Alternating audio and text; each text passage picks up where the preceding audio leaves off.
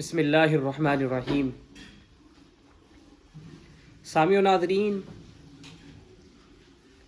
ہم میں سے ہر ایک اس کو بیماری جگڑ لیتی ہے، پکڑ لیتی ہے، لیکن جب بیماری پکڑ لے، جکڑ لے انسان کو تو اس کا فوری حل نکالنا چاہیے۔ فوری حل اگر نہ نکلے، نہ نکالا جائے تو بڑی بڑی مصیبتوں کا سامنا کرنا پڑتا ہے آئندہ وقت کے اندر۔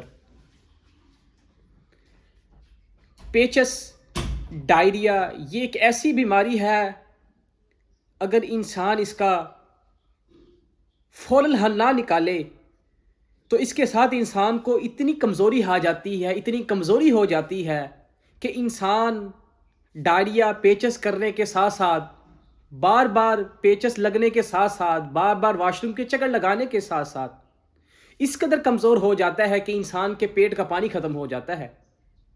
اسی کے ساتھ ساتھ انسان میں اتنی کمزوری آ جاتی ہے کہ انسان کا سانس پھولنے لگ جاتا ہے۔ کوئی کام کرتا ہے، نماز ادا کرتا ہے تو اس کا سانس پھولتا ہے، سانس چڑھتا ہے۔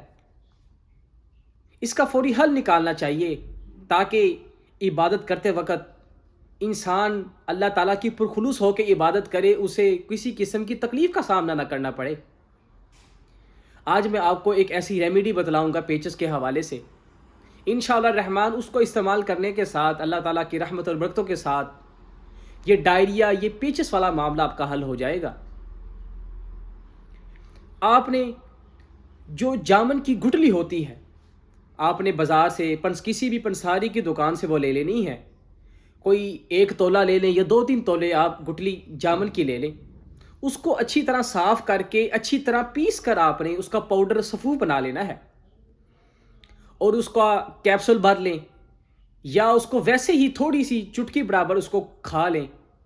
بہتر تو یہ ہے اس کا 0 سائز کا کیپسول بھر لیں، اور صبح و شام آپ نیم گرم پانی کے ساتھ اس کو کھائیں، اور اسی کے ساتھ ساتھ آپ نرم غذائیں کھائیں، بریڈ ہو گئی، انڈے کا استعمال کریں۔ انشاءاللہ الرحمن اللہ تعالیٰ کی رحمت کے ساتھ یہ آپ کا پیچس والا معاملہ حل ہو جائے گا۔